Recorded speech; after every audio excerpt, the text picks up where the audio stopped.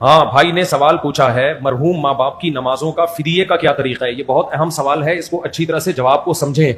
لوگ کیا کرتے ہیں, والدین میں سے کسی کا انتقال ہو گیا تو ان کی ساری زندگی کی نمازیں کاؤنٹ کرتے ہیں کہ کون کون سی نمازیں انہوں نے نہیں پڑھی ہیں.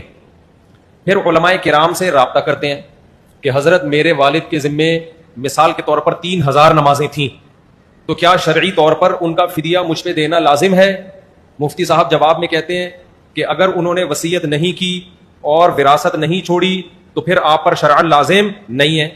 پھر بندہ یہ پوچھتا ہے مفتی صاحب سے, اگر میں خوشی خوشی یہ دینا چاہوں تو کیا میرے والدین کو فائدہ ہوگا؟ مفتی صاحب جواب میں کہتے ہیں ہاں, جملہ مکمل کریں, ہوگا. پھر اس کے دل میں یہ بات آتی ہے اگر نہیں دیا تو عذاب ہوتا رہے گا. تو بتاؤ دنیا میں کون ہے جو ماں باپ کو عذاب میں دیکھنا چاہے؟ اس کا نتیجہ یہ نکلتا ہے کہ عملی طور پر وہ یہی سمجھتا ہے کہ مجھے دینا ہے. نہیں آئی. اور 4-4 5-5 ہزار نمازوں کا فدیہ 4-5 ہزار روپے نہیں ہوتا, جائیدادیں بک جاتی ہیں لوگوں کی. اس لیے میں جب یہ مسئلہ پبلک کو بتاتا ہوں تو میرا بتانے کا اسٹائل تھوڑا سا چینج ہوتا ہے, کیونکہ شریعت کے مزاج کے خلاف ہے. شریعت چاہتی ہے کہ والدین کی وراثت اولاد میں تقسیم ہو, وہ فائدہ اٹھائیں اس وراثت سے.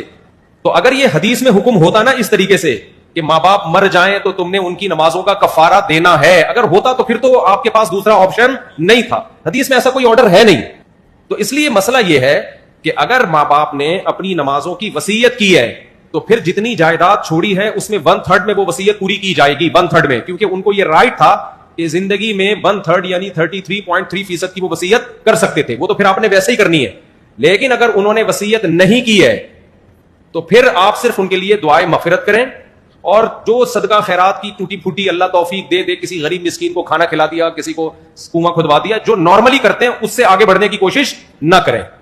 اور اپنے اوپر ایک چیز مسلط نہ کریں کہ پتہ نہیں میرے ماں باپ نے نمازیں چھوڑی ہیں تو عذاب میں نہ ہو, بس دعائیں مغفرت کریں, اس سے زیادہ نہیں, کیونکہ شریعت ہمیں تنگی میں نہیں ڈالنا چاہتی. تو اب وہ چونکہ ان کی نمازیں گئیں, وہ اب جو ہے نا وہ سزا تو متعین ہے. اب دعائیں مغفرت کے علاوہ آپ کے پاس کوئی آپشن نہیں ہے, تو اب لاکھوں کروڑوں روپے اس میں دینے کی ضرورت نہیں ہے, اور یہ ٹینشن نہ لیں آپ, بس دعائیں مغفرت کریں ان کے لیے. تو ہوتا ہی ہے نا کہ جب پریکٹیکلی کوئی مفتی پبلک میں رہتا ہے تو اس کو پتا ہوتا ہے کہ اس کے سائیڈ افیکٹ کیا ہیں. تو یہ بہت زیادہ لوگ حرج میں آئیں گے, کیونکہ نمازیں تو آج کل بہت سے لوگ شارٹ کر رہے ہیں. کون کون اپنے ماں باپ کی فدیے دیتا رہے گا ساری زندگی بیٹھ کے؟ وہ تو فدیوں میں ہی ساری آدھا ہو جائے گا بیچارہ. اتنی زکاتیں نکالے گا, اتنے فدیے دے گا کہ خود کل لوگوں سے فدیے لے رہا ہوگا. تو اس لیے اب آپ کے پاس سوائے توبہ استغفار کے کوئی آپشن نہیں ہے. تو اب وہ نمازیں چھوڑ دی, بس توبہ کرو, اللہ معاف کر دے. اللہ سے امید ہے, آپ دعائیں جاندار طریقے سے کرو, اللہ سے امید ہے اللہ معاف کر دے گا. اور نارملی جو صدقہ خیرات ایصال ثواب کے لیے کر سکتے ہو وہ کرو.